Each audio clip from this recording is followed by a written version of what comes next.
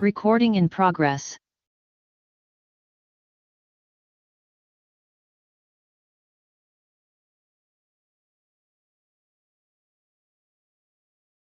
It's 2024. In attendance, we have Molly Keegan, Joyce Chunglo, myself, Amy Parsons, Jane Nevin-Smith, and Randy Iser. In accordance with Mass General Law, Chapter 22 of the Acts of 2022, signed by the Governor on February 15th, 2022, I announce that this meeting of the Select Board is being recorded by Hadley Media, the Select Board's office via Zoom, and ask if there is anyone present or on Zoom who is also recording this meeting. All right. Let the minutes reflect that nobody else has indicated that they are recording this meeting. All right. First item of business, 2.1, Skinny Pancake. They are applying for a Chapter 138, Section 12 license, on-premise all alcohol license for 379 Russell Street. And it looks like Benjamin Adler, who is the CEO of Skinny Pancake, is on the line and available for any questions, comments, concerns. Can you explain to us your establishment? Because if Skinny Pancakes is going to make me skinny, I'll be there and eat them all the time. Hi Joyce, yeah. If it were that easy to get people skinny, I'd be thrilled. But no, it's we have so we're a creperie. We're a crepe-based business, so it's called the Skinny Pancake, which is, you could say it Americanized the crepe, which is a French burrito. We started on the Church Street Marketplace in Burlington in 2003 as a cart, and we have 7 locations. 6 are here in Vermont, including we running all the food service at the Burlington International Airport. And 2 years ago, we opened in Albany, New York. So we are, I guess you would call it a chainlet. We're a little chain. We do breakfast, lunch, and dinner. Oftentimes, folks will say, like, pancakes. Why are you applying for alcohol with pancakes? Well, I mean, first there's brunch. There's mimosas and Bloody Marys, and then we actually with savory crepes. We do cheese and chicken pesto, a pulled pork crepe, and on from there. So they pair nicely with like a apples and brie crepe goes nicely with a glass of wine. Perhaps because we're hailing here from Vermont, we'll hope to bring some of our Vermont, micro brew beers with us. Sounds delicious. I don't like fat pancakes, so crepes are just right up my alley. So I'll look forward to having something at your establishment. We assume you have dessert crepes. Yeah. Oh my gosh, I left that out. Yeah, of course. We say breakfast, lunch, dinner, and dessert, or sometimes we'll say crepes and coffee, burgers and beer. We do a burger as well.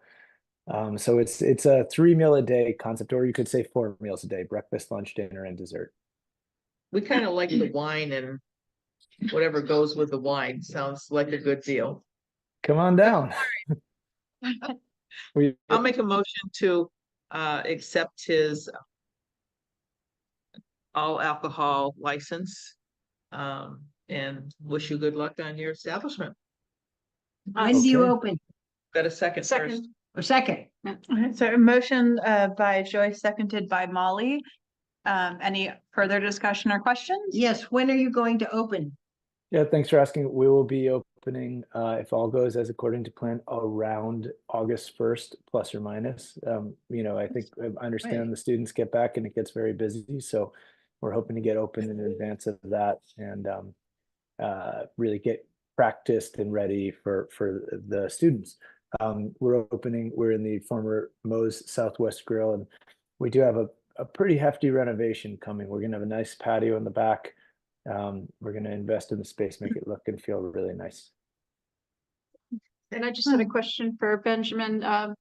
You know, one of the things we typically like to hear about is just making sure that you have appropriate staffing in place to handle the serving of alcohol. Yeah, you bet, Molly. First of all, alcohol sales account for like something like 5% of total sales for us, so it's not a big number. But we take it very seriously. You know, we're an established business. As I mentioned, where we sell our most alcohol is actually to people getting on airplanes. We run food service behind TSA security lines at the Burlington International Airport. We also have a location that does not serve alcohol at the University of Vermont. And I mentioned those to emphasize that we are accustomed to following very serious rules.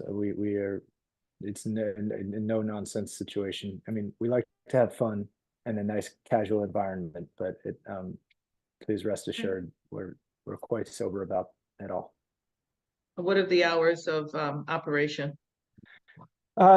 Generally roughly 8 a.m. to 8 p.m. It will depend on demand. So, you know, we've been doing some 7 a.m. stuff. There's a bunch of nice hotels around there. So hopefully we'll be able to open early. And if the demand is there, you know, sometimes in the summer people eat later. We'll stay open until 9, maybe 10, but rarely. Yeah, we have a location that's very tourist oriented, and in the summer it's busy. So we'll stay open. Thank you. All right, thank you. Okay. Okay. Am I free to go? Any other questions? We just have to make the final All those in motion. favor? Oh, excuse me. All opposed? All right, welcome to town. Yes, Thank good you. luck. Good luck.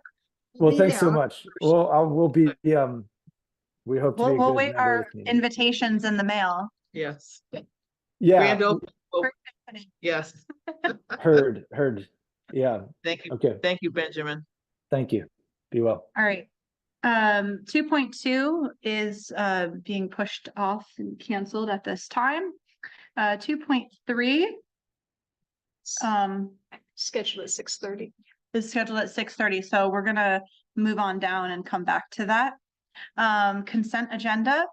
We have warrants AP 2436, AP 2436S, AP 2435, AP 2435S, AP 2435INS, PR 2417, AP 2437S, AP 2437, and AP 2436-2.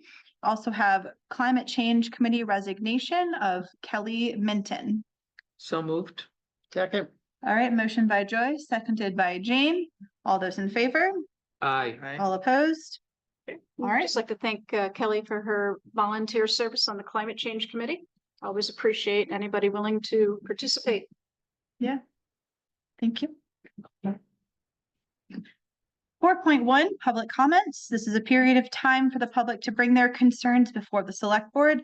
The board will hear public comments for 15 minutes. Please limit your comments to 3 minutes so that other members of the public may have an opportunity to speak. Is there anyone here for public comments? All right. Do we want to hold off on 5.1 and just continue doing? Scott's here. Why not? Well, I mean, Let's go with Is it. it gonna take more than 20? is it gonna take more than 20 minutes? Linda's more, I'm sorry, the water tanks, we're running ahead of schedule for OPEB. No, no, Do you think you can fit it in? Or, It's 20 minutes. I think there's enough time. They want to discuss it, there's a decision to make on the allocation between. How it's gonna be paid for. Let's start it. let's, Yeah. yeah, okay. Let's go for it. No pressure. I'm ready. Okay, let me. And Linda, I put the warrant in that agenda item, so if you wanted to look at that article specifically. Right. It's even in yellow. This is about Article You're welcome. 17, right? Yes, Which is the ma'am. water Hold on, tanks. making it easy. And It's been taken, the approval of this is a $9 million article for the water tanks. I won't get into project description because that's not my area. But the thing is, and I've been asked at finance and at capital, how are we going to fund this? And this is kind of a complicated one. It's not the usual. So I've sort of been caught with, well, it's complicated. So I met yesterday afternoon. Susan Glowatsky, Dan Zadanek, and I met and sort of hashed this out in about an hour. And they're both on to back me up if any comes up. But but we thought the best approach really was kind of to put the stake in the ground and say that these are the factors we're working with. So let me tell you, this is $9 million project. There is there's a grant. Maybe 40% or 30%. I mean, maybe up to 30% grant, maybe 40%. I don't know, maybe less. There's a borrowing opportunity it's going to be 4%. The terms, we can have up to 40 years if we want. We kind of thought that's not a good idea, but I can get into that if you want. We're not sure when it would begin. We don't know when we would do the borrowing. And we do know there is some allocation we need to do, or at least an opportunity for select board to make a decision to allocate the payment for the debt and interest, whether you want it all out of water, all out of taxation, or something in the middle. So what we decided to do, rather than, as you see, there's a lot of variables and we could put many scenarios in front of you. So we picked one example of what we thought are our best guesstimates as to how this would play out. We chose 4% for 30 years. Look at the savings in per year and doing it over 40s was a lot more interest, and it was not enough of a savings, I don't think, we don't think to justify going another 10 years. We used the grant would be 30% or $2.7 million, meaning that the town would be responsible for carrying $6.3 million. We decided on doing level debt service so that otherwise, basically, we would be paying it would be quite high in the first year if we did the proportion of debt and then added on all of the interest for $6.3 million. So we did level service throughout the 3 years. And what we came up with, it would be a $365,000 annual payment over that time. So how are we going to fit that in? Well, as it turns out, we have Callahan Wells going off the debt schedule. The last year for paying that is FY27. The amount that we pay Callahan Wells, which coincidentally also is half water, half taxation. A decision was made 20 years ago that would be the allocation for the wells. So we make that last payment. It's $165,000 from each source, meaning that we have been paying $330,000 a year on that payment. And again, the last one will be in 27. And the payment on the new one would be $365,000. Thank you.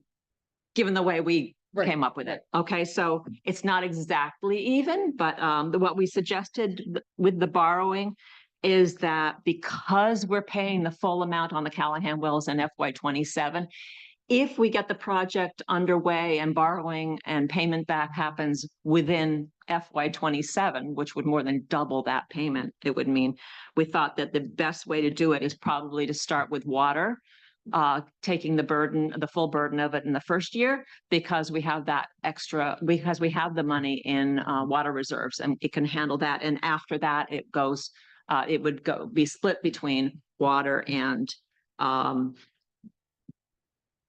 taxation.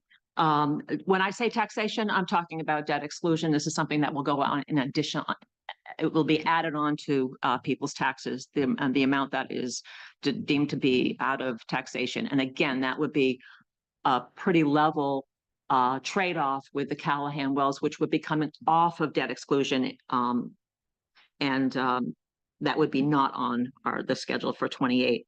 So So then from 28 on, rather than a complete 50-50 break, again, this is our scenario for you and our suggestion. It would be to keep that 165,000 that the town is, that the taxpayer is already paying in debt exclusion. Keep that at 165,000. So basically the debt exclusion portion of their taxes would just be a smooth 27 into 28. Would be the same, and it would not increase beyond that because we have a level debt payment schedule. And that would leave, given this 365,000 annual payment that we came up with, that would leave a $200,000 balance to be paid each year. Again, 165,000 is coming off for the wells, so that would be an even trade-off to come against water rates. Debt payments to come out of water rates, leaving a $35,000 balance, which could be made up with a new water rate increase. And it was calculated that that would be about a 10% increase in water rates for having clean water coming from our tanks. So that is what that's what we put before you. And we just do have that one example because we don't know what we really do need guidance from you, or maybe that's enough for you to make a decision. Maybe you like what we said and maybe you want it one way or the other, but we thought this is our starting point. And then we put it to you for you to ask questions or think about, or perhaps come up with any suggestions you might have. I'll go on back. So you said a 30-year, most of the debt I've heard for the town has been 20 years. Why did you choose? What is the difference between a 20-year and a 30-year? The 20 to 30 years, the difference is, in fact, we have used 30 before this one, even though there was a policy in place saying 20 is enough. Well, that was when what we were spending was less. These are getting to be pretty large borrowings. If you mean the dollar difference, I don't exactly have that, but we, and looking at it, the benefit of keeping the payment at the level it is, especially for taxation, and going into 30 years as opposed to 20 was worth it. Otherwise, we would be hiking up both the water rates and the debt exclusion to cover that. But the benefit from 30 to 40 years, we just didn't see it there. And when are we going to have to do something more with the wells? I'm sure in the next 30 years, there'll be another project that will come through and someone else will be happy to explain to that select board how this is coming off the debt schedule and can feather it right in. Not if you eat enough skinny pancakes, Joyce. I know. But I tried that. Yeah. But I think what we're looking at here is what you presented to us as apples to apples. Because basically it's water. We're coming off of, and I was on the board when we did the 20-year for the Callahan wells. You might remember. I was there for the dedication, yes. So actually going this way forward and still putting it into our water and making our water even better than what it has been, because we had to take care of the chlorination and all of that, which we never did years ago, but because of how the wells are and whatever, we ended up having to do that. To me, that sounds like a slide over here to one position to another and taking care of things. And I think you gave us a good presentation on what we can do and how it should be. I'm in favor of this. I don't have a qualm about voting for this at all tonight. Can I just ask a question about the water reserves? So did I hear you? So the suggestion is that we would basically pay for 1 year's payments out of the water reserves? For year one. Yeah, and so we're at like 1.2, 1.1? Not quite. After a special town meeting, we were at 1,079, so almost 1.08 million. So we will need some for the budget. And 150,000 is going into the water plant filtration stabilization fund. And we have another 155,000 for the drinking water asset management plan. Is that your understanding, Scott, that we take all that out of reserve, what we've recommended?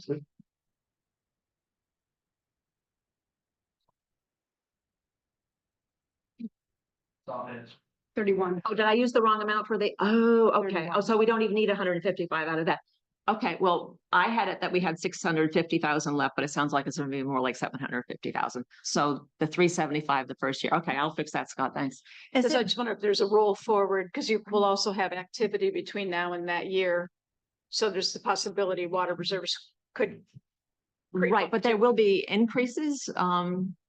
Susan, do you want to speak to that? We're anticipating that there will be because of so you voted water rate increases for the operational portion, which we're supposed to be meeting. Yes, we might need it for the budget, but we should be using less and less for the budget each year because of the water rates you voted in. So the new increase that we would be suggesting, which at this point, given all these, if we are right on all of this, is about another 10%, and that would be in addition to the operational amount.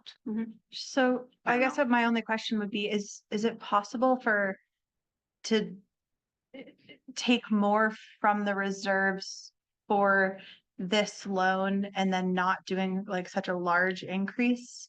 Because we're already increasing. Is that a possibility? I mean, it's a possibility. No, but it is feasible. is a possibility. I don't know what the other demands on the But you don't water wanna- reserves. You don't want to deplete. are the supposed to reserve be- Totally. Right, right. Yeah, we like the reserves to be there for the it's their stabilization Yeah, fund okay. and their amount. Didn't we do a increase that was going to be across 3 years or was that something different? We did do an increase that was across the 3 years. I don't- That was more for operating, but Sue's you got. wanted- Yeah, Susan, Sarah, if you want. Hi, Sue. Hello. Yeah, so what we had done this upcoming year, you had already voted a 6% increase. And the following year, a 6% increase. That was strictly for operational. Dan and I crunched some numbers today. If we did a 10% increase for essentially the debt payment, that would generate about $110,000 a year. I calculated what it would cost on my bill, and we're talking about $8 a billing cycle. This 10%. So it's not huge, across the board for each user. But it's something that needs to be done, and it is the easiest way to get it done without piling more on taxation. So is that 10% or 4% added to the 6%? It's 10% added to the 6%. So 16% total next year increase or whatever year it is. Exactly. And so was your $8 water bill on only the 10% or on the 16%? Actually, it is over the 6, it's over the 6. So, yeah. The 10. And like, I figured what I'm paying now times the 16%, it's like $8. So it's. and is it possible for it to be kind of broken down a little bit by like, are you like an average household? I guess I'm sorry, like it's a personal question, but like. Yeah, she's average. I mean, We just are not an average user. Okay. We're a 3-person household. And we tend to be kind of the midline. I've used my water bill for examples of increases in the past. So because we're pretty average. Sorry. I didn't mean so. I wasn't sure how to. That's to word okay. that. Like I'm thinking like a household with, 2, 3, 4 kids or teenagers that shower for 40 minutes. I have a 30-year-old who does that. Put them on a. Okay. That just to put it into perspective, for anyone Sure. that goes back and watches it or listens and wants to know, okay, well, how's this really going to affect me? Well, I think like, as Joyce said too, I mean, the bottom line here is this isn't exactly a project we can say, no, it's a nice to have, let's not do it. I mean, we have to. Yeah. do it. You know, my concern, obviously, I think the goals that you discussed at the financial management team, they make all the sense in the world. Again, where we've always tried to smooth things out for the taxpayers. I think that's Mhm. really smart to do it that way. Yeah. And the concern is going to be that, you know, we do this, we're inking this, and we know there's still a DPW facility and other major projects out there, so Mhm. that, That's why we were trying to be Yeah. protective of the debt exclusion amount. Yeah, exactly. that's fair. But the water, you know, is something everybody uses. It's not that they don't use a DPW. I'm not gonna downgrade that at all. What I'm saying is, it's necessary. It's a necessity of everybody's part of life Right. is water. And I've heard more comments about how our water is not what it was Mm-hmm. 30 years ago, or even when we did the new plant, because then after all of that happened, other things happened to the wells also. So if we can rectify this and bring our water back into what people had and what we would like them to have, I think this would be, you know, a good thing for us to do. So I'm gonna make a motion. Well, hang on, Joyce, 1 minute, please, if you don't mind. Question for Linda and Scott. So the town has to approve the $9 million in order to qualify for the grant, correct? And the grant is a guarantee or not a guarantee? Guarantee of something, they just don't. Say. It won't, okay, so let's say we get a grant less than what you're contemplating, then what happens? You The numbers will get recalculate? bigger. Yeah, okay, I mean, or smaller, potentially, if the grant is bigger. Oh, yes. yeah. So- Yes, Okay, I Yes. just want everybody to be aware of how that that's right. could play So out. just for clarification, that is the amount that's going to be applied for the grant. I did not hear conversation that they would partially fund what requested. It was, they're going by that 9 million, because I got that specific from them, correct? I just want to make sure that I want there to be a sense of some accuracy on exactly what we're expecting if we get it. The grant's not guaranteed. You have to have the funding of the whole project. Yep. Exactly. Committed by the people, the town. And then once you're committed and they bring that to the USDA, that's where they look at the project and, you know, give you Decide if some it's kind of 30 or grant 40. or loan forgiveness or whatever you want to call it, and the percentage. Yeah. But you need the initial construction cost somewhat upfront in hand, in Yep. case you don't get anything, I guess. You need the commitment upfront. And as I understand it, we don't borrow we don't go into borrowing until we know what the grant is. Correct. So we're not gonna borrow $9 million and then, you know, no, Correct. okay. Yeah, and they have, what's very unsure is whether it's 30 or 40%. That's the number they've been using, but they've also mentioned that there could be loan forgiveness. Mhm. So I just wanna, Okay. so we, What is the timeline in terms of assuming it passes at springtime meeting, and then we apply for the grant? When do you see work and borrowing starting? I'd say you're a year out, and then timing's gonna come into play too, because we have to do this project when we're in low demand or low use, you know, situations, early, you know, if you can get something happening right now, you know, early spring, depending on the weather, or a September start where we start falling off usage. Because obviously we're gonna be without one water tank at a time, so that's kind of critical to our operation. Okay, I'll make a motion for us to move forward with what Linda has presented to us this evening and hopefully go for the best. Within a year's time, we'll take it to town meeting. I'll second.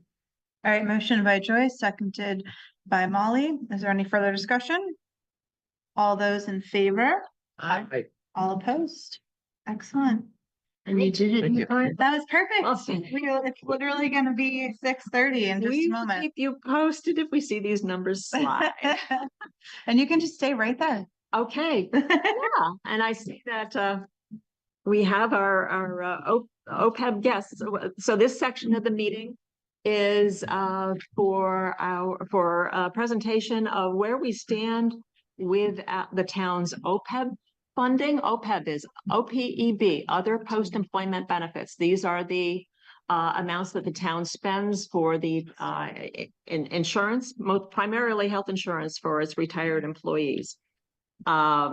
So as we have been contributing to that fund, and it's been growing for a Right, I'm number. just gonna pause you for just 2 seconds. We do have a couple members of the finance committee on the line, but they do not have a quorum. So just to limit comments and questions from the regards of finance committee. Okay, Okay, sure. all right, sorry, go ahead. Sure. No, so I think I don't want to go on about it too much because we have our terrific advisors here, and I really mean that. We have had David Eisenthal and Parker Elmore as our financial advisors since before I started. So they have been right there helping guide us through a number of things. I'm sure David Eisenthal was listening, going, "You're borrowing how much for water tanks? I don't know about this one yet." So we'll be talking about that one soon. But Parker Elmore is president and CEO at Odyssey Advisors. He's been with us advising on evaluating and doing our reporting, our actuarial report on our OPEB fund since we first started with our first $16,000 investment over 10 years ago. And he's with us tonight, and he is going to do the presentation. And we also have with us David Eisenthal, who is vice president. I don't know if you call it UFASI, but I do, but that's United Bank Fiscal Advisor Services, or maybe you say UFASI. I don't know how you do it, but he's also UFASI. Okay. He's also a long-term advisor for Hadley. He worked through the last 2 bonds with us and helped us get our AAA bond rating. And he was here for at least 3 bonds before my time. So these 2 gentlemen have been great for the town, and I'm happy to have them, especially when I get a number of questions that I don't feel that comfortable in answering. And I know that there are some decisions that are being talked about how we whether and how much we continue the funding for. So certainly the best thing to do is to have our experts here. And shall we begin with Parker's presentation? Works for me. All right, well, All right. You turn into a black square. I turned into a black square? Oh, there. Okay. I saw a PE down there, so I thought that was okay. Great. Are we So good? if I can, can I share a presentation, or is, oh, you guys Yes. already? Okay, so let me share the screen, hopefully. All right, so hopefully you guys can see this lovely presentation on the screen. So I'll give you the quick 30-second overview about the firm. We've been around since 1998. We work with 500+ municipalities around the country. We're in 37 states, Europe, South America, Australia. And I've been doing this stuff for a very long time, which just means I'm old. So after that, we'll get into the fun stuff. So anyway, so what happened over the last year and kind of how do you stack up? So last year, your liabilities are about $11.1 million. Now they're $11.2 million. That's the value of benefits being earned to date by your employees. Now they're earning additional benefits each year, and then the retirees are taking benefits each year. So that number is going to go up over time. Just if everything goes according to plan, it will go up. Your fiduciary net position, what most people call assets, went from 2 million to 2.3 million. Thankfully, last year, the market performed a little bit better than it had the year previously. And if I am guessing, I would think your portfolio has done very well this year as well. The market has done very, very well in the last 6 months or so. So I would think you guys have gone along with that. And your net unfunded liability, which we call net OPEB liability, is about 9 million. Last year was 9.1, so it really hasn't changed much. But again, you guys have made progress, and as was pointed out earlier, you guys are at about 20% funded, which puts you comfortably in the top quartile around the state. And I know it's kind of sad to go, oh, I'm 20% funded, I'm doing well. Well, in the OPEB context, that makes you a star. In the pension context, that's awful. But in the OPEB context, it does make you a star, as sad as that is to say.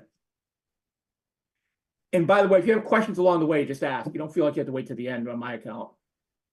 These are, income statement numbers. Again, in the municipal context, they don't mean a heck of a lot. We're not doing earnings per share here and bonuses based on that. But the service cost is really the number I'd probably guide you to, which is the value of benefits being earned during the year by your active population. So it's $409,000. More importantly, it's about $2,500 an employee. And really what that is think of it as deferred compensation. If Mary, Joe, or Ted is making $50,000 a year, they're also receiving about $2,500 a year in deferred comp that will be payable after retirement in the form of medical benefits. So that's the easiest way to think about what service cost represents. Financial statement expense, it just deals with amortization of past service liability. Your employer share of cost, this is the value of the premiums that you guys are paying on behalf of retirees. There is this thing called implicit cost. I'm not going to bore you to tears with what that is, but basically it just has to do with the fact that active subsidized retirees, by virtue of the fact that they pay the same premium rate for those that are under age 65, and retirees are older than actives on average, and therefore should pay a higher premium, all things equal. Your trust contributions, you put in 170 grand this year, you've been going up by about $10,000 a year, and that is the plan going forward to the best of my knowledge. The net OPEB expense, long way to look at it, that's basically what your liability is expected to go up over the year. So we talked before on the previous slide, your liability was $11.2 million. A year from now, we'd expect it to be $432,000 higher if everything went exactly as planned, which I guarantee it will not. And the discount rate, this is really the interest rate we use to bring all the benefit payments for about the next 100 years back to today. A lower interest rate equals a higher liability and vice versa. The discount rate is really in a lot of factors that go into it. There's a municipal bond rate, which has stayed fairly flat over the last year. There's how you invest your portfolio. There's how much money you set aside every year. There's the current value of your assets, and then there's also, what that funding policy is over time, how much money you're going to set aside every year. So if we look at what happened over the year, you guys had more turnover than we expected. That cut liabilities by about $1 million. That's largely people who had, 10, 15, 20 years of service who left employment and either did not retire with you guys or did not take healthcare from you guys. So that, released a lot of liability. Now, here's the thing. If John or Mary come back 10 years from now and retire, they're probably going to come onto your health insurance. And that will create a loss at that time. But for right now, we have no idea where those people are going to go. Premiums went up by less than expected. That was a positive. We did have something to go the other way, which is some actives retiring earlier than expected, which drove up your liability. But overall, you have about an $850,000 gain or better experience than expected. The discount rate went down. That's largely a creature of the portfolio, the expected returns on your portfolio. And here's one of the things. You guys have a more conservative portfolio, call it balanced, if you will. I'm not here to give you investment advice, not my job. You have professionals for that. I will tell you that you guys are more conservative than your peers. Now, whether that's good or bad, that's up to you. But if you were to go to you guys are about a 60-40 portfolio, 60% equities, 40% bonds or fixed income. Your peers generally run around 70-30 to 75-25. If you were to do that, your full funding date under the plan, under your current policy, would move from 2063 to 2051, assuming all expectations were realized, which again, assumptions are just that. They're not going to happen exactly as planned. But again, that is the forecast over time. So it would significantly reduce your long-term funding requirement, but you take on more volatility. It means you can lose money more frequently on average. But again, this is 30, 40-year money. It's not 30-day money. So something to keep in mind when you talk to your investment advisors. And we also updated our assumption for future healthcare cost increases. The reason for that is I tell people it's really post-COVID, and you guys are probably seeing this in your renewals. During COVID, healthcare costs were pretty flat to low increases. Well, guess what? With the inflation we've had over the last 2 to 3 years, all these doctors, nurses, and HMOs that had agreed to relatively modest increases now realized they didn't get paid enough money over the last couple of years. And now that their renewals are coming up, they want to get paid. And so we're seeing renewals now more than 10% range, not the 5% range. So we reflected that in the near term to reflect higher healthcare costs. And again, over time, we still expect those to decline over the next 30 to 40 years to a more I hate to say reasonable numbers, but closer to GDP growth, but in the near term, we expect higher increases. You know, what are all these magic assumptions that actuaries use to create this liability? I mean, we talked about the discount rate, the termination rates is what's the probability that somebody you hire today is still here a year from now, 2, 3, 5, 10. What's the probability to make it to retirement age? If they do, what's the probability to retire at 55, 56, 57, 58? If they retire, what's the probability they elect to take coverage for themselves and their spouse? Then how much are healthcare costs going to go up every year? And again, being actuaries, we have a really complicated model. It's lovely. It has all kinds of great inputs. The reality is if you said 4.5% a year over the next 40 years, you'd pretty much end up in the same place. But we have to be complicated because what actuaries do. In terms of the benefits we're talking about, as was mentioned earlier, this is really a healthcare story. I mean, there's $2,000 insurance. That's largely irrelevant from the standpoint of the liability. Your guys' average single plan is about $660 a month. Your Medicare supplement's about $360 a month. For where you're located geographically, your numbers are pretty average, or you're not really too high, you're not too low. If you're over near Boston, I'd say your numbers are incredibly low. If for where you are, your numbers are about where I expect them to be. So I think you're pretty good in that regard. We talked before about where you guys stack up in terms of how people are funded. You know, you had 8% of people who haven't set aside a dime. You got, 18% who are less than 1% funded. You got 65% who are less than 10% funded. And you get 81% that are less than 20% funded. So as I said, you guys are in the top quartile, actually top 20%. So, you guys are doing very well compared to your peers. Doesn't mean you shouldn't do more. Nobody's really doing that well, but you guys are doing better than most. We create a peer group. This is not meant to be exactly who you consider your peers. I have no idea who you would. We just try and find people who are either geographically close or similar size. And you'll see that many of them, like an Amherst, has a higher discount rate. Part of that's because they invest more aggressively. Someone like a Ware, they also invest more aggressively. Whereas some others like Leverett invest more similar to what you guys do, and they'll end up with a discount rate in a similar fashion. So it's really, again, how you choose to invest your money has a lot to do with what that discount rate's going to be. And again, not here to give investment advice, not my job. But nonetheless, something you might want to consider when you talk to your investment consultants. Your per cover retiree cost is fairly low. A lot of that has to do with the fact, again, you guys have relatively lower healthcare costs on average than a lot of these folks. And the biggest thing I would tell you is it comes down to retirees that are over the age of 65 that remain on your active healthcare plans. You guys only have 2 of those type of people. These are generally teachers who were hired before 1986. Some of these other towns have 3, 4, 5, or even more of those kind of people. Those people are extremely expensive because Medicare effectively wants to pay 70, 80% of the bill. And if they're still on your healthcare plan, you're not letting Medicare pay that bill. So it's very important to get your people onto Medicare if they can. This service cost, really, the whole point of this example is really to show you that public safety employees on average have higher costs than non-public safety. And that's really because they tend to retire earlier and have a shorter working career. And so therefore, they retire earlier means they get the benefit for a longer period of time. And they have a shorter working career, which means we amortize it over a shorter period of time. So you have more liability over a shorter period of time. It means they accrue it more quickly, which is why they're doing it $3,000 a year rather than $2,500 a year. And then the all-important prognostication, for those who are old enough, play Carnac here. What is my liability going to be in the year 2062? Well, I encourage people to look at on the far right-hand side, which is the present value, today's dollars, because you can get spooked when you see 11 million going to 57 million. And your first thought is to throw up your hands and say, why even try? But the point I would tell you is that in today's dollars, it goes from 11 million to 18 million. So it's still going up a fair amount, going up by 50% or slightly more than that over the next 40 years. So it's not irrelevant. And your pay-as-you-go cost, the cash out the door cost, is going to double over the next 40 years. So, my point is you need to address it. You're addressing the funding side, which is important. I think you also need to address the plan design side, the plan you're offering, what you're charging, things like that. The state in Massachusetts, we don't have a lot of the tools I have in other states. We can't change the eligibility. We can't go below 50-50 cost sharing. We can't steer benefits to those who retire later.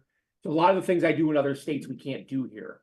However, I guess my point here is you have 40 years to look at this. So you can wait and be like Congress and wait, until the whole thing is, about to blow up and go, oh my God, who could have seen this one coming? And be like Social Security in 2034 and go, oh my God, we have to do something.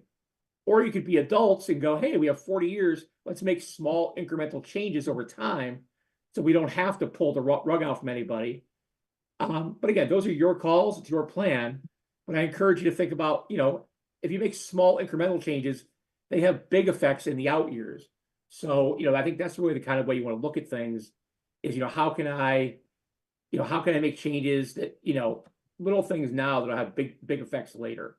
And again, it's your plan. You got to do what you got to do. But I would think those are the kind of things, if I'm in your shoes, that I would be looking at over time. And that's really all I got. Next slide says questions, but you probably kind of figured that. So questions, comments, concerns? Thanks for the update. Parker, You're I've got a welcome. question. Sure.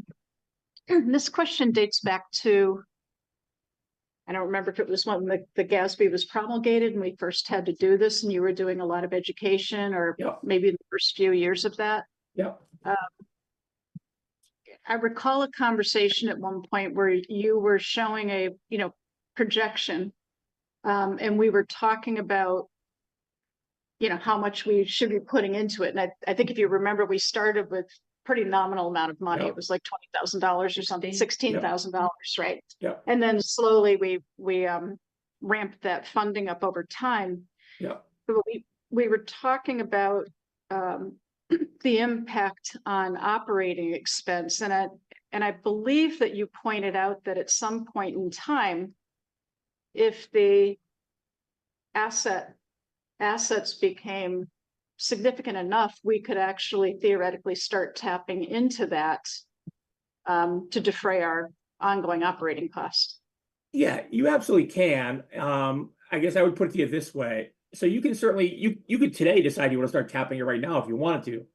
I discourage it. And the reason I say that is I was in the town not far from you guys a little while ago having this conversation. It's the, in case of emergency, break glass solution.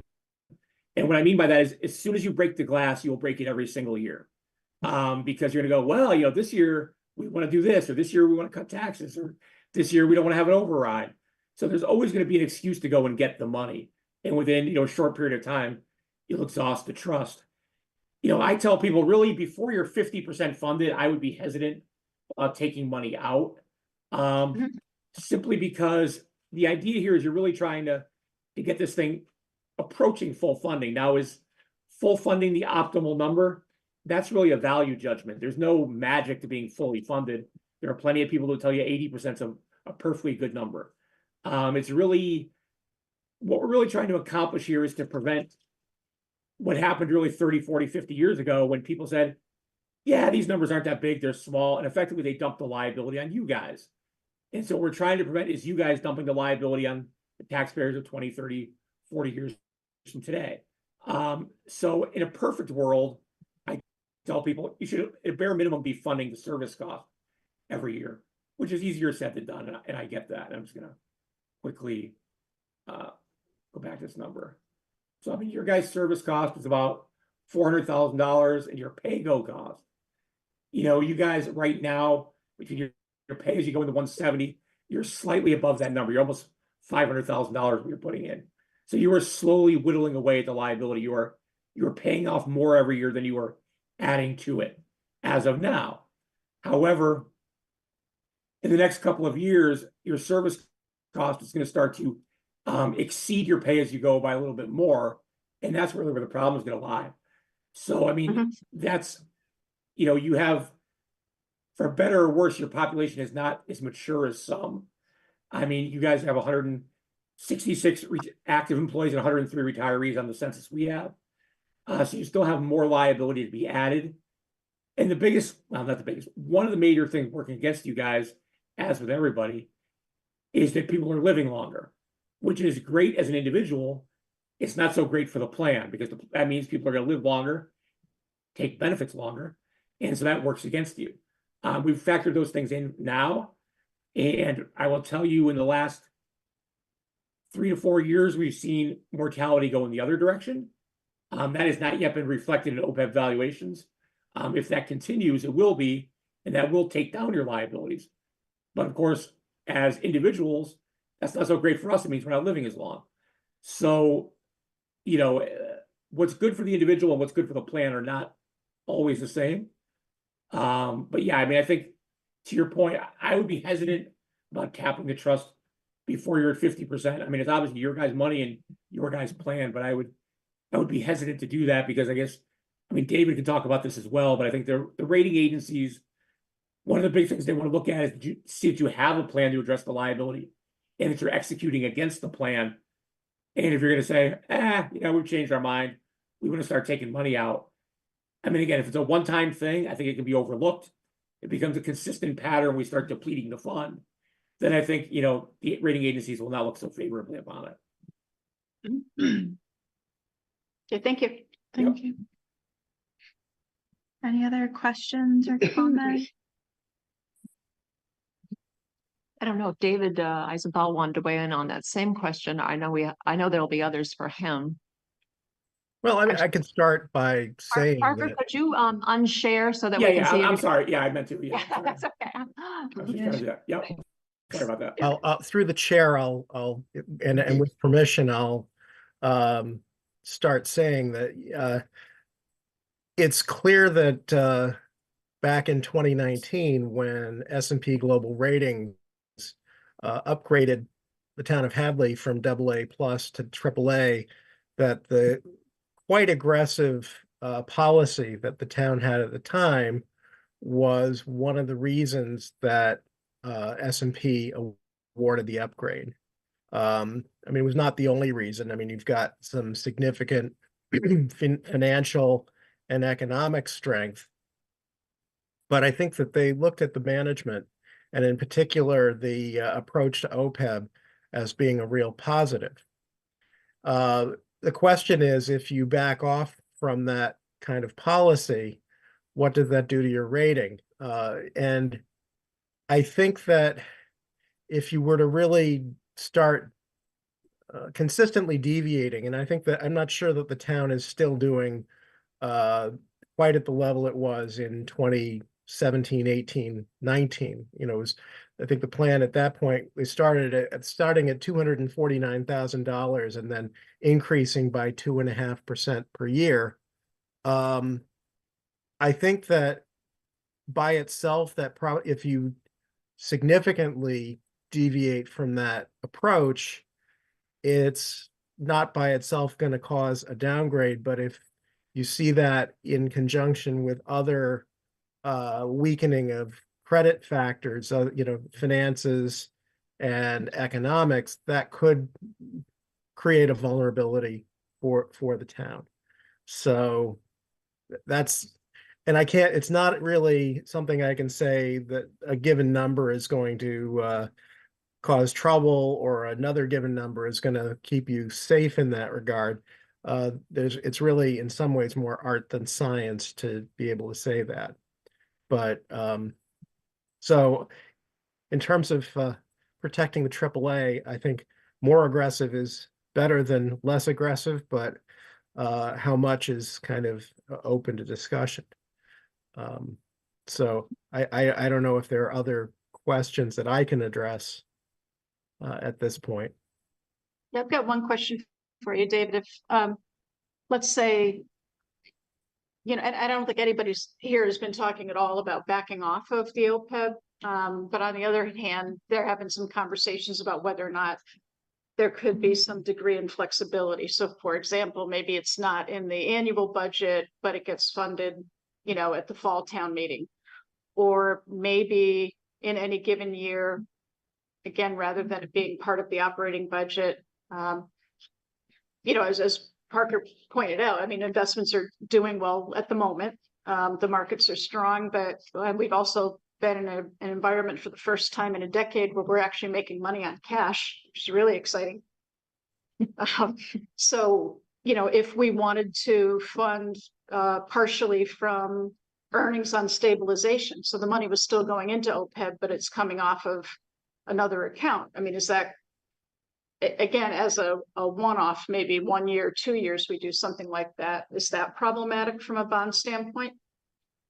I don't think it matters what the source of it is. I mean, I don't know that you want to necessarily, I don't hear you saying that you want to use reserves to do this, but if you're talking about using higher investment income or other higher revenues, you know, as long as it doesn't affect the town's fund equity, in the general fund or the stabilization fund overall, I don't think it matters. The methodology doesn't matter. I don't know, you know, that you need to have it be in the annual budget as long as it actually gets done. I think Right. that's the important thing. The contribution's actually getting made. Yes, I that's what I would say. Okay. Oh, David Phil. Just a question. I've heard some talk at the state level. They're looking at this OPEB problem and trying to come up with some solutions because they realize that, you know, many communities are so far off their funding goal that something needs to be done here. Is there anything coming down the pipeline in that way? And I guess what I'm getting at is there a chance that by us doing so well and funding our OPEB obligation versus other towns that are doing next to nothing, is there a chance that they're going to get a bailout, so to speak, and we're going to kind of, you know, be contributing money that we wouldn't normally have to contribute because the state is going to step in? All right, I'll take that. I mean, I think, first of all, I think that's speculative. I think that's a political discussion too.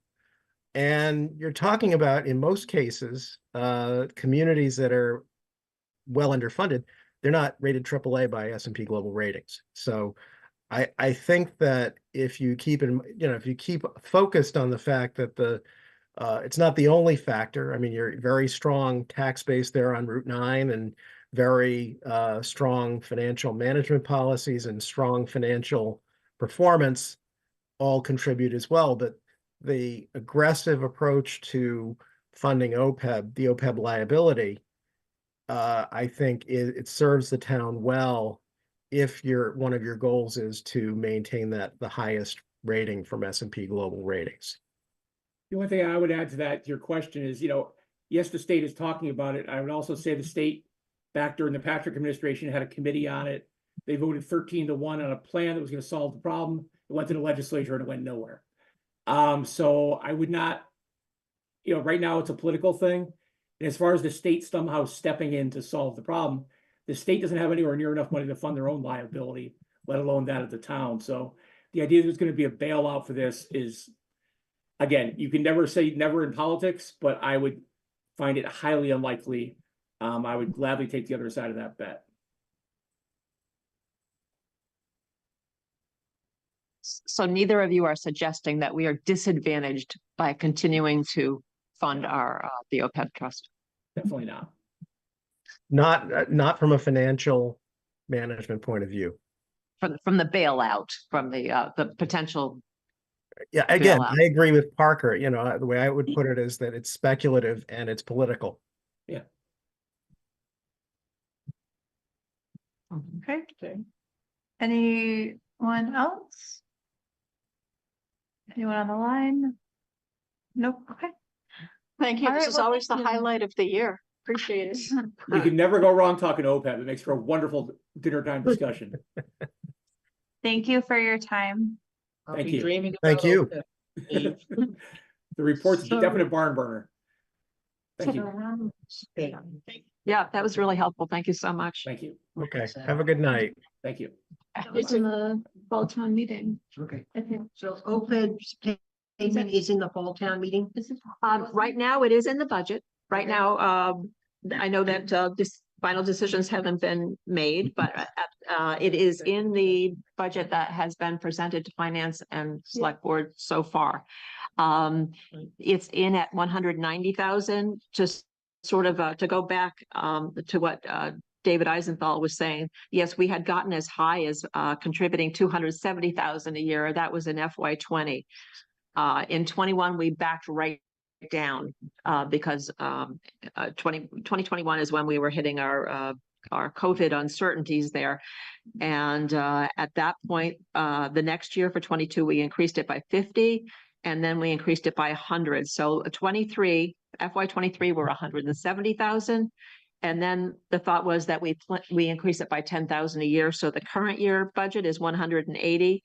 And so far in the 25 recommended budget, it is 190,000. So we're still 80,000 short of what we had been at our high, but we're creeping back up there slowly. At least that's the plan at this point.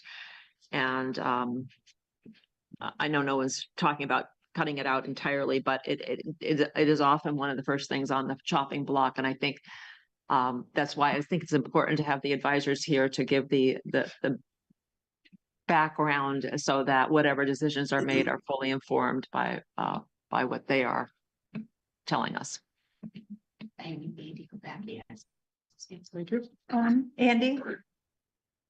Hi there. Yeah, I do have one question, and that is regarding, I mean, if OPEB is such an ongoing liability, certainly something that as we should consider at each department level, and perhaps as we add headcount, I'd like to see in future budgets that at the department level, we include the lines below salary and wages to include a line for the benefits costs for the employees there, as well as OPEB and even the tax contribution. So rather than having those be one big lump sum in the budget, that they're broken out at the department level, so to truly reflect what the total cost of headcount is for those departments. Sometimes I think this big number can get lost as a concept, and when we talk about hiring and staffing levels and the like, it'd be good to have all the costs visible for these liabilities in the budget at the department level. So the one thing I'm going to do, Linda, let's just be careful. They don't have a quorum. Andy's, I would say that would be a future discussion, and Andy, that would be a future discussion with the finance committee. I just want to be careful because that's not on the agenda, and they don't have a quorum. Okay, is that anything that select board wants to hear a response on, or you want to just leave that to finance? Was that just a comment from you or your wish, Andy? Yeah, just a comment for me after observing this, even in this discussion, and looking at this, hearing it over the years. You guys have done a great job getting ahead of it, like they said. But way back when this first started off, if this was a liability that has a cost, and assuming these consultants can provide these factors that that come into play here, there's some math behind it. So we ought to be able to mimic that math and look at it in our budget. And that's just me commenting as somebody who takes a look at the budgets. Thank you. Thank you. All right. Anyone else? Okay. Thank you, Linda. Thank you. Thank you, Linda. Sure. All Thank right.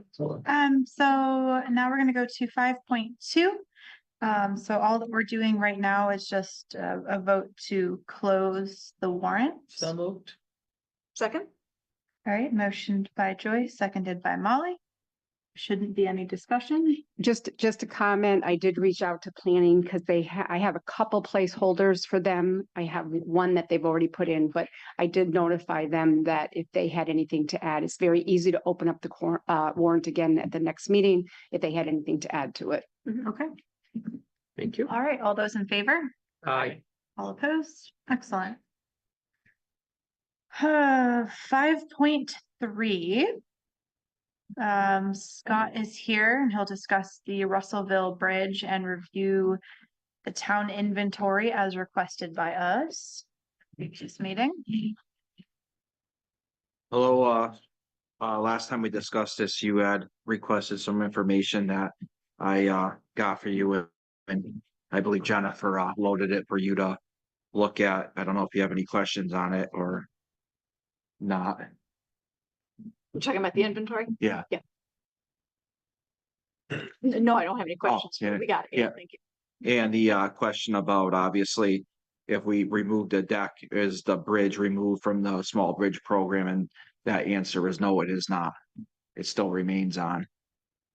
So taking the deck off really doesn't change anything. Okay. And taking the deck off doesn't change anything as far as that goes, but what about the town's liability? Will it make things better for us? Yeah. Take the deck off, put up a, a good fence there and, secure it properly. Okay. Get rid of the fence that's there that you saw and close it off properly. And Scott, can I ask, have you had any conversation with the fire chief? There was conversation at the last. Yes, I have. Mike's on to okay. comment. Yeah, about whether or not this had any value from a fire perspective. I'll let Mike speak to it, but he had said it has no value right now. He couldn't use it. Anyways. Correct. We would not be able to roll our vehicles across that right now. We had a discussion a number of years ago if we do the upgrade to the bridge on 47. We were in discussions with MEMA and the Army Corps to figure out what we might be able to do in the short term to allow for emergency response, some type of vehicle access, some type of temporary bridge. So that's where we're at. I completely agree with Scott right now that that's it's a hazard the way it is right now, and I think what he is looking to do makes sense. Okay. I just wanted to add to you too, it's not on the bridge inventory and it was removed at some point, but kind of the same situation. Mill River Lane off of Stockbridge Street used to have a bridge there over the Mill River years ago, and that has been removed, but all the abutments, everything are still there. Okay. And it's not on the bridge inventory anymore. Yeah. What's the process for like removing or adding bridges? Like, I couldn't answer that. I don't know how that process works. I could get it easily enough, but I don't have the answer right now. You have a customer online, Amy. Oh, Bill? Sorry. Thank you. Bill Dwyer. As an abutter to this project, I understand what's being said. I understand the economics of it. I do want to just flag that it's not just the bridge deck. The abandonment of maintenance there has created another. I have to do a hairpin turn to get into the road from the north. That's not something that we would allow as a feature or design feature in roadways, I would think. So there may be a need to think a little bigger than just taking off the deck of the bridge and avoiding some other liability issues that are resulting from the bridge situation. I just want to call that to the board's attention. Okay. Duly noted. What do you mean by hairpin turn, Bill? To access the portion of the public way north of the closed bridge, you have to do a hairpin turn onto Old River Drive. So as you're driving north, you have to do literally a hairpin turn, 90-degree reverse to go south on Old River Drive to access the houses that are on that portion of Old River Drive. So you're talking at the other end from your house? Well, no, the north end. The area. Yeah. So anytime a truck comes in, say the USA Waste, they have to back in to the north portion of Old River Drive. They have to go north on River Drive, past the entrance to Old River Drive, then back in across traffic, and then drive out straight. So it's, you know, it's something that happens on a weekly basis. It's a safety issue that the town has addressed in other situations where there were streets coming in at odd angles where the intersection has been squared off. So I would just like to keep that on people's radar. It's an awkward turning movement across traffic. Isn't it like the same thing though at the end of Mill Valley Road when you're going west? It's a hairpin turn there because you're not technically supposed to take that 90-degree because that's a one-way. Well, Mm-hmm. no, I don't think we're No. gonna do that. I think I hear what you're saying. It's totally, as Bill said, it's a separate entity from the bridge deck. So it's something that we could certainly look into. I'm having a hard time envisioning it. So I'm gonna need to go visit, but that's not pertinent to the question at hand regarding removing the bridge deck. Randy, can I add to that statement? So the Route 47 bridge, that's was reclassified by the state, and it's a low weight bearing bridge. Depending when that truck is going to pick up trash there, chances are it's overloaded and shouldn't be going over that regardless, and should be going, you know, Shattuck Road, the alternate truck route to go around. That bridge was downgraded for weight capacity. The one, trucks. the one that's on 47 Yes, now. yes. If you go out there and look, the signage is up. What does it say, like a weight ton limit or something? Yeah. Who pays attention to that? Yeah. All the truck drivers supposed to be paying attention to that. If you're a truck driver on the road, you should be paying attention to that. Do they? Well, they will if the bridge gives way. Is that an enforceable thing? Oh, yeah. Trucks driving over. Yep. That's a pretty severe penalty. Does that include tractors or anything like that are heavy? They wouldn't be heavy enough, Joyce, I don't think. No, No, okay, no. just ask. So No, anyhow, people All ask. right, I'll make a motion to accept the recommendation from the DPW director to remove the deck from what is commonly known as the Dwyer's Bridge, and to do whatever work necessary to stabilize that for safety. Okay. Second, Motion by Molly, seconded by Joyce. Any further discussion?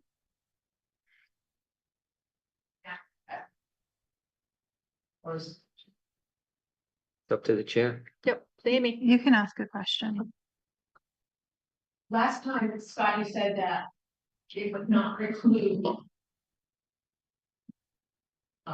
that whatever you're doing now would still mean that you could still put a bridge there. Correct. I had that verified by the DOT, and I sent that information to the board. They have it.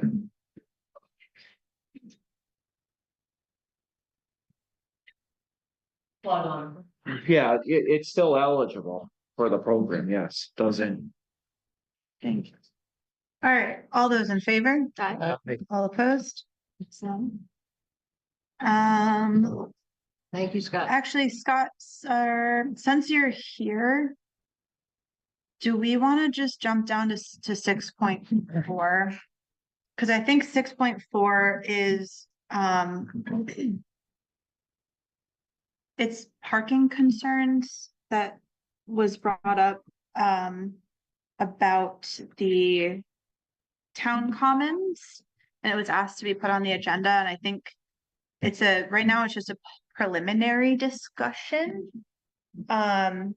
because there's not, I don't think we have any photos currently, but we kind of want to hone in on what we want to talk about and if we have any questions for Scott on that. So the question is, because you've taken the Dawson area and restricted street parking, and it has a limited number of parking spaces, people are now using the common as a parking lot to walk along the dike. And is that our only concern as to why this is on the agenda for tonight? I had asked for I this. thought to we had be- already had this discussion that it was supposed to be posted. It on is the- posted. No, Oh, no common. parking on the town common at that end. no, we were gonna wait and see how it was going. But I had asked this to be put on in terms of the long-term use of the common. I think it got misunderstood and we should put it on for the use of the common. Okay. And large organizations using it, so. I'm happy to just pass this one over right now. So just for clarification reasons, but I believe last time we talked about this, about no parking on North Lane. You decided that we were gonna wait and see Right. on the common Right. aspect.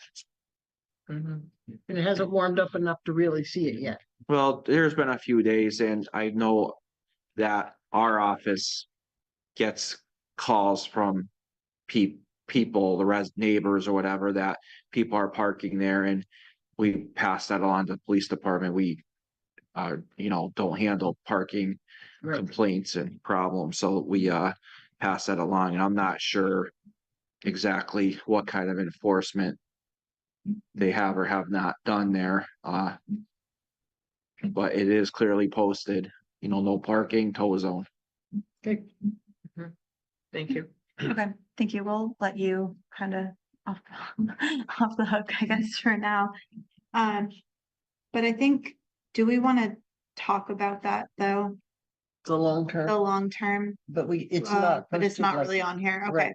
If they do it another time. Yeah, let's do it at the next, well, I'll put that on. Future for agenda. A future agenda item, but maybe like broaden it out even more so that we can just chat, I guess. The use of the commons covers it Yeah, all. can you clarify, are you talking about the use of the common or parking on the I'm common by talking about neighbors? use of the common overall, whether it's But also the neighbors parking. or outsiders or And Parking, parking, just parking. all inclusive. all inclusive discussion of the common. Just want to make Okay. sure the agenda is specific. Is there anybody y'all would like invited to the meeting? Do you want historical, Write the town. anybody from? I think historical would be good to have for that. They're the ones that wrote the guidelines that we use right now. Okay. So I would say we invite you as a joint meeting. Could you Yes. upload those guidelines again for us for this, whatever meeting this happens at, please? I'm happy to, but if you would Thank like to preview them before then, they're on the town website on your page. Okay. Under permits and licenses, it says use of town commons. So, but yes, I will make sure those are loaded for the meeting. And so just historical, and do we want Scott back, or would you like Mike Mason back? Want any of those people? I think it's more of a discussion first, and we may I have think- questions for them. I think it's not Yeah. gonna be quick. No, I think we should have it a little bit more general to start with, maybe with historical, and then, from there gain specific questions or concerns, and that way we're not holding everyone hostage for hours at our meetings. But Scott loves it. I'm here to serve the people, so whatever that takes, will certainly be. Oh, you God. I didn't even see your name on the ballot, Scott. Would you pull papers too? All right. We'll cut you loose. Thank you. Thanks, Scott. Thanks, Scott. Have a good evening.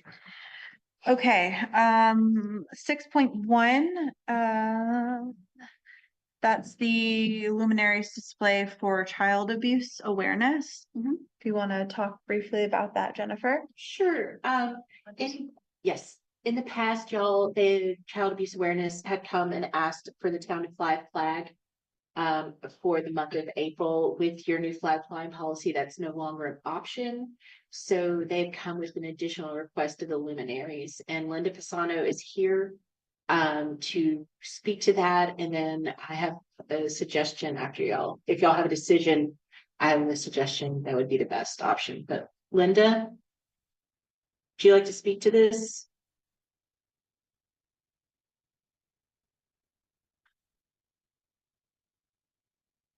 I said she's on mute.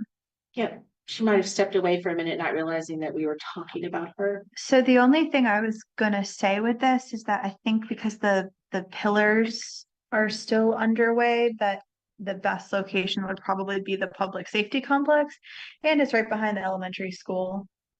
That was my recommendation. I think that in front of town hall is always a nice place, but right now we're not looking our best. And just, well, maybe Linda will hop on, but just so you know, they are paper bags with electric battery candles. They're not actual candles. Those things matter. There will be no open flames, and they would like to ask y'all for a proclamation again and to have a ceremony. And I believe Representative Carey comes and Dave Dave Sullivan. Sullivan comes.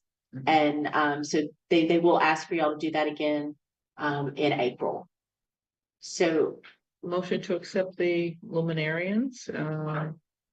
looks like she's trying to reconnect now. For the public safety complex, Joyce? For the public safety complex, Linda, are you with us now? April 11th. I'll second that. Okay, sorry, motioned by Joyce, seconded by Jane. Is there, Alex, can you put the screen on gallery? is there any discussion? Thank you. Okay. So I'm just gonna say this because I'm devil's advocate. Is there going to be any backlash for us doing this and anyone that might think that we're being selectively inclusive because we passed the flag flying policy? We're not flying. I'm just saying this is like in lieu of. Well, they've always asked y'all to do both. Yeah. That's always been a possibility to do both, but y'all as a general thing have done the ceremony during the day because you're there. We're there during the day. Mhm. So it has always been a twofer. Okay. And we've done this in the past. You've Right. never done the luminaries before. You've always But- chosen just to do the flag. Okay. Yeah, and we had it, it was a sign in the front of. Yeah, we used to have a banner. Yeah, it's like a Well, banner. I will say that tons of communities around the area and businesses and courthouses and stuff do the luminary display that Yeah. night. And to your concern, Amy, I think that child abuse is all inclusive. Yeah. We're not singling anybody out. Oh, there's Linda. Okay. Yes, I'm sorry. Yeah, I just wanted to throw that out there for sure. the general public Yeah. Yes, good. to hear, so that. So do you want to tell Linda what we did? Are you able to hear us, Linda? And we're I've not- heard everything. For some Okay. reason, it wasn't letting me unmute anything. And if I could just add, okay, my name is Linda Pisano. I'm on the board of directors for the Children's Advocacy Center. I'm a retired assistant district attorney of 30 years, prosecuting mostly child abuse. And what the luminary is, I don't want to belabor it. I'm still recovering from your graduate level finance class I sat through. Wow. But what I will say is that the luminarias would only be out for one night. There's 3,000 luminarias being placed throughout communities in Hampshire County. So this would just be one of many, but probably one of the most important, given the location of the center of Hadley and the town hall, where it would really make a real showing for the awareness of the Children's Advocacy Center, which has handled over 3,000 cases over the years of dealing and helping children of child abuse. I've personally prosecuted some pretty notable cases right in Hadley, but 1 in 4 girls and 1 in 6 boys can expect to be abused before the age of 18. And what the Children's Advocacy Center does, it used to be that you would, if a child disclosed abuse, first of all, the school would interview them, and then it would be Department of children and families, and then they would call the police, who'd call the DA's office, and each different entity would interview the child. Then they'd go for a medical, and it would be another exam. And what the Children's Advocacy Center does is bring together all those agencies under one roof. We all discuss the case, and then the child gets brought in, not even knowing the whole team is there, gets brought into a room with a trained forensic interviewer and gets asked about the abuse while the rest of the team watches and takes notes, and no one else has to ask this child a question. The trauma on these children is so minimized from what I used to see in the 1990s when I started doing this. And the cases got so much stronger because different people start asking a child a question. It depends on how you ask the question, who's asking it, and what their motive is behind it. Are they medical? Are they social services? Or are they law enforcement? So there's one person, they get all the information. And so what we want to do is highlight the Children's Advocacy Center and the services they do. And this is one way to put 3,000 luminarias around the county representing the 3,000 children the Children's Advocacy Center has served over time. So we're asking for one day, April 11th, to put the luminarias out in a very high visibility location like Hadley has. And we clean it up the very next day. So it'd be the luminarias and a little sign just saying what they are and why they're there. So that would be what we'd ask, between 15 and 25 luminarias. So the town hall piece. Yeah, so right now our town hall, the beautiful entrance with the pillars is not open and it's kind of torn up at the moment. So we had thought about the safety complex. But now that I'm thinking about high visibility, because this is important. What about the bell area in front of Hoskins? What about Goodwin that we don't have to worry about the school department? It's right across the street from town hall. Yeah. It's a nice looking building from the front. Yeah. Yeah, it would get the Route 9 visibility and we wouldn't need to bother the school department, which would be another whole I'm sure set they of would, votes. I'm sure for child abuse, they would consider it a bother, but liking your idea of a good one either, I'm sure either one would be appropriate. I'm sure. Does anyone have a preference? Well, I recommend the Goodwin because we have control over it and I know the school board is very, and you know this too, Joyce, they need to have their committee meetings and if it's not between now and April 11th. Well, they have one next Monday, the 26th, but I mean, Well, the Goodwin, so it gets the cross traffic. right. So you get. Yeah. So we 9 and could do 47. good one. Yeah. Yeah. So You It's in need, the corner of Goodwin. you need to amend your, One, which is just right across the street, Linda. So just you need to amend your motion. I'll amend my motion to do the luminarians on April 11th. And it will be conducted on the front area of the Goodwin Memorial Library, which faces Route 9 so that it's visible. How about two sides, 47 and 9? Which But wherever they want to place it. wherever On the they'd like to property. place them, On the property, yeah. that's perfectly fine. I'll second that. All right, amended motion by Joyce. Amendment seconded by Molly. Any further discussion?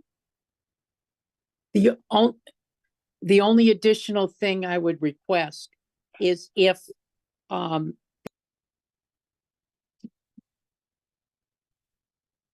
Oh, we lost her. Yeah. Okay, all those in favor? Aye. All opposed? Okay, I think she was asking for the proclamation, which we have done every year. And Yeah, and I'll make a motion that we execute the requested proclamation. That was on the agenda. second, Was it on the agenda? Oh, It it's is. not on the. The proclamation is not on the agenda. Yeah, it is. Oh, I'm sorry. Yeah, I was gonna Okay, say, it either says- way. Yeah, You can do that even if. okay. the Sorry. agenda. Yeah, it is on the Just so agenda. afraid someone's gonna zing you. I am. All right, so motion by Molly, seconded by Jane. Right? It's the other way around. Was but it's it? Okay. Oh, Who okay. cares? Just look. All those in favor? Aye. Excellent. Did you get that, Linda? Well, we can circle back. She with said her. she could hear us, but she can't speak, so hopefully she okay. heard us. So All right. I'm if you sorry, I can. I don't know what's going on with technology tonight. You'd think I'd never zoomed. I said that I'm so grateful to the board and to Jennifer for this. Hadley has always been wonderful to us, and I appreciate what you're doing this year. Thank you. We'll see you April. Thank 11th. you for what you do. Thank you. See you April 11th. Sounds good. Thank you. Bye-bye. All right, 6.2, we have Mike Spanknable on the line. He's going to present the joint proclamation for the Hampshire Regional Emergency Planning Committee to the Select Board and request appointment as the Emergency Response Coordinator. Yes, thank you, Chair. This is a standard document that we've done in the past. It was about 5 years ago. Basically, this is just regionalizing it's called the Hampshire Regional Emergency Planning Committee, and basically the regional group that allows us to have a regional emergency planning committee for the SARA Title III for any hazardous materials response planning, and basically Hadley is the central location for all those documents. So any tier 2 reports for businesses that store thresholds that require that reporting, they are submitted to the State Emergency Response Commission, the local fire chief, and then also Hadley as the Hampshire Regional Emergency Planning Committee's central storage. Because we are a regional planning committee, we started this 17 years ago. When we became fully certified.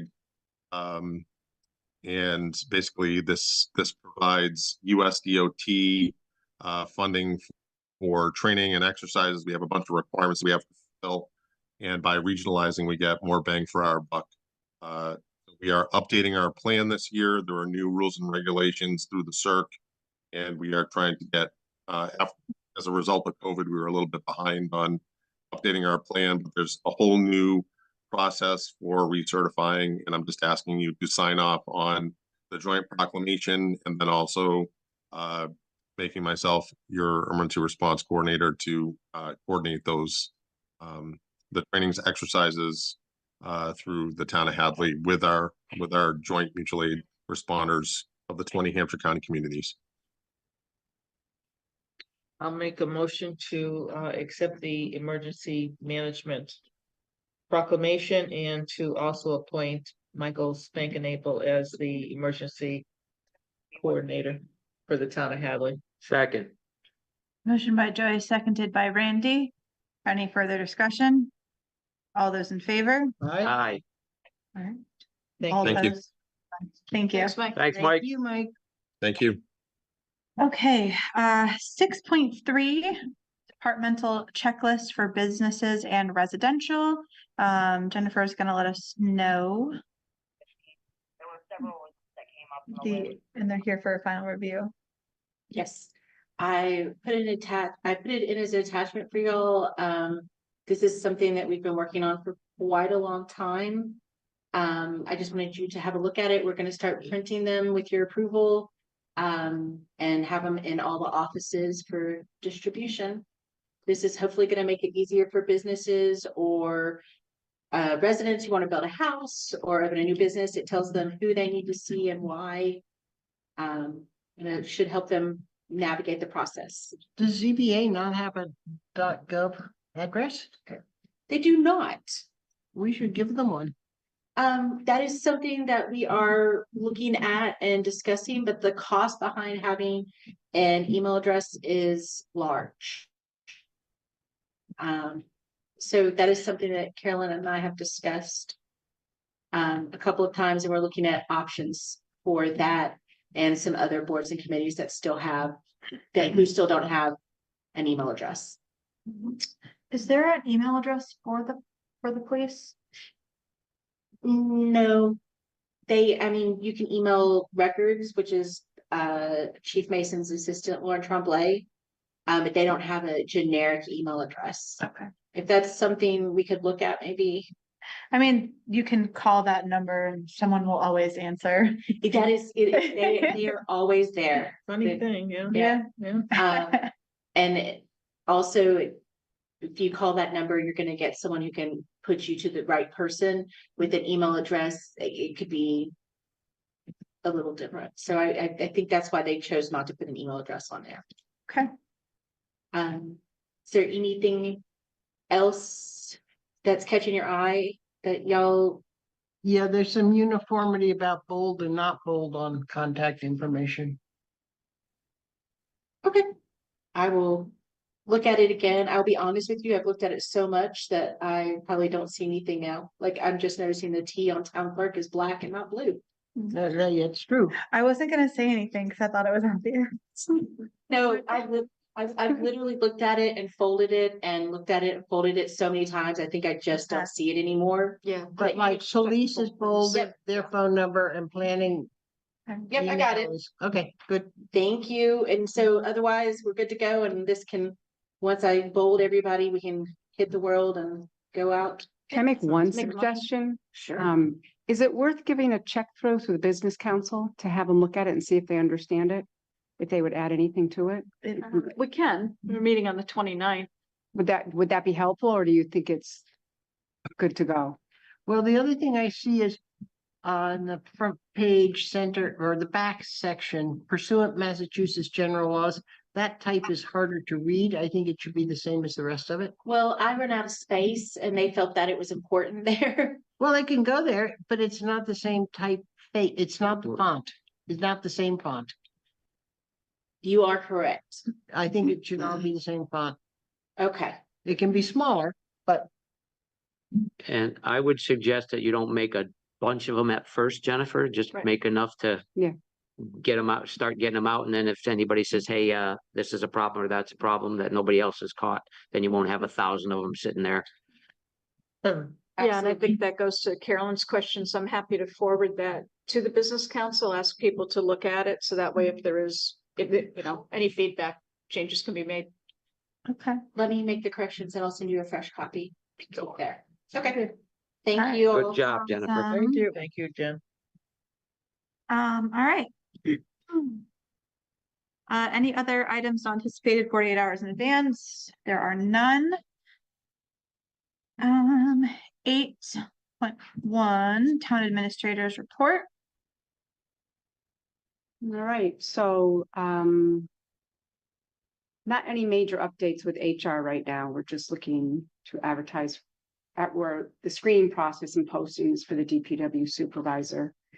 I'm gonna skip down to girls softball field is going smoothly as far as I know. So I think is right on schedule, should be done. She had originally said 3 weeks, so I think they're right on schedule. Municipal solar, I had a very good meeting with Jane and Michael Doctor and Kathy Nelson to just try to wrap my brain around how to move forward with solar. They've had some good discussions. I think we'll have something on the 3rd to bring to the select board to consider. But I do think there's just a good group of people working on this. So I am confident that we'll have a good plan to recommend to you on the 3rd. The Russell School reuse study, we did have a kickoff meeting. Randy was there, Gary and Jen, myself, Scott, 2 representatives from AHF and Anthony Allegroni was there. He's part of the process working with AHF. Went over a scope of work. It was a freezing cold day. They went back over to Russell School. We did not because it was freezing. It was plenty warm in there. But it was good.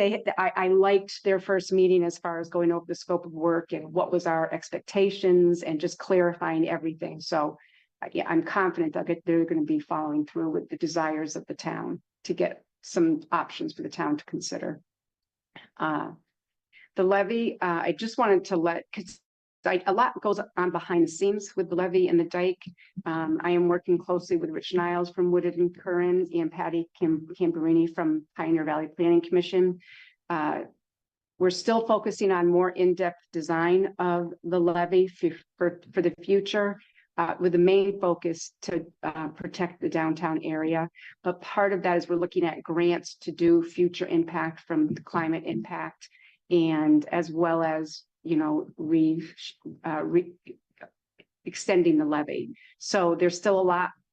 It's going to be ongoing for several years, but I just want to make sure the public knows that there's a lot going on behind the scenes.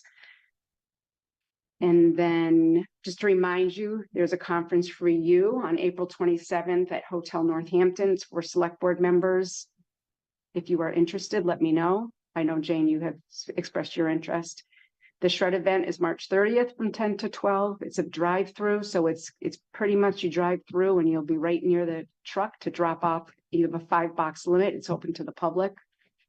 And there, our attorney is going to do an open meeting law and public records training on April 25th at 6 p.m. That is the Thursday before town meeting. But this was a date I felt we needed to do it, you know, as soon as possible. This is a date she had, and we certainly could do, if you would like to still move forward with a public forum, we can still do that on the 24th, which is a Wednesday. It will be a remote meeting, but it is just for Hadley, so there could be questions and answers. So tomorrow I'm going to send out an invite to all of the boards and committees and staff. If they can't attend, it is going to be recorded so that they can watch at their convenience. I'm going to really strongly encourage everyone to attend. It's hard, you can't force volunteers, but we're going to really work on that. So, the updated warrant, I did not put that under town administrator report. It is under, you guys saw it when you spoke about the water tanks. So I think that's it. Carolyn, can I just ask a question just on at the beginning of it on the HR stuff? So we've got collective bargaining on here and the classification study. I mean, obviously we're, you know, working on that very recently. The handbook, could you maybe add that back in? Because I've lost track of where we left the employee handbook. The handbook, there was, because of the negotiations, I think there was a decision that to move forward with the employee handbook, we needed to wait till the employee union was completed. Yeah, I remember that. The collective The bargaining. collective bargaining agreements had to But be that first completed before we contract could was done. finalize. Because some of the things that were in it would be a part of collective bargaining. So we felt we needed to get that established first. We're on no agenda items. All right, what? No, that's just the town administrator report. That's just Oh, one okay. paragraph. Okay. Did you have another one? Did you guys have 2 questions? Did I? No, just one? Nope. Oh, Just okay. that one. All right. So section 9 here, select board members, items for future discussion. You already have the comment. We have the comment. And then I had a resident ask us if we could make Hadley a purple heart town. And I submitted to Jennifer 3 different forms that Steve Connor had given us. Guess I can say it. Maybe Steve is going to be joining the Peace Corps. And so he will be leaving at the end of the month of May. So we will have another agent coming on to us. Who will be leaving? I'm sorry. Steve Connor is leaving. Okay. He's going to the Peace Corps. Yeah, he's done a really good job for our town. And he has. Really appreciate him. But anyway, he gave me the what we could do for a proclamation on the Purple Heart, and he'd be willing to help us get that settled before he leaves too. We also do have an agent that's assigned to Hadley. I certainly would want to have him part of that as well. I emailed their office to Rebecca Twining, who will connect us, and she's doing some research and she was gonna get it together and then it'll come back here. He's every Wednesday morning from 9 to 11 right here in this building. Okay, I can come and see you next Wednesday. Okay. Can I Any- just also add, you all will get it, will have gotten an invite if you open up your emails, that I forwarded from Mike Spanknapel. They have a legislative luncheon. I think Jane and Molly might have gone last year, at the Delaney House. I've gone every year. Thank you. Joyce, was it you with me, with us last year? Yes. I'm sorry. I go to a lot of meetings. Gone I'm several sorry. years. I think you all went. This year. Gone several years and and I have received a special invitation. When is that? Chief. Hold on, April- I just, oh, there he April- is. The date, I forgot it on It's- my notes. April April 12th at 11:30, and we have a really exciting program for you. We took all the information from last year's breakfast, and the legislators, they obviously have very busy schedules during the week, so it's going to be a Friday luncheon, so I hope you can join us. We have a pretty packed legislative agenda this year. We are also hoping to do, I think Molly and Jane, I believe you saw the side-by-side trailer. Joyce, I don't know if you made that one at the senior center. We are bringing that back because one of our priorities this year, again, is the residential sprinkler bill. So I hope you can join us. It's always got to be on a work day. Yeah. And Mike, I have to apologize. This will be the first one that I'll be missing. For 2 years at a Because time. I'm gonna be out of town that day, but to the extent you want us to contact our legislators on the articles, I'll follow up with you afterwards, so I will follow through on that. Yeah, I think one of the biggest ones, we need you to actually go a little bit step higher than our state legislators. We're asking you to go to our federal legislators. Our assistance to firefighter grant and our safer grant are actually expiring this coming year. And we are really concerned. We are sending a force of chiefs down to Washington this year, but that's all the staffing and the $250,000 that we got this year in AirPack grants. So if you could reach out, we would really appreciate that as well. This is a really important year for us. No problem. Sounds like a plan. All right. Any other items for future discussion? Okay. Any liaison reports? Okay. Announcements. Any announcements from anyone? Okay. So. All right, I'm going to make a motion to move into executive session.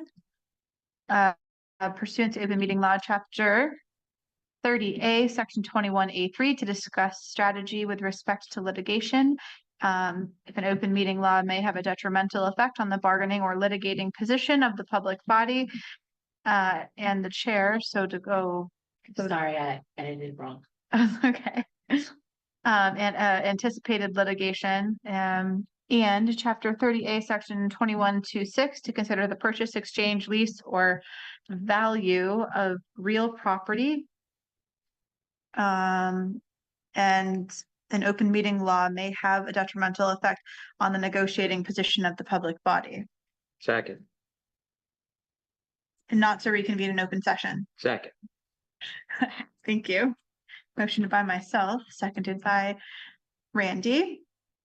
Roll call vote, please. Yes. Oh. Keegan? Yes. Chungalo? Yes. Parsons? Okay. Yes, sorry. Nevin Smith? Yes. And Isaac. Yes.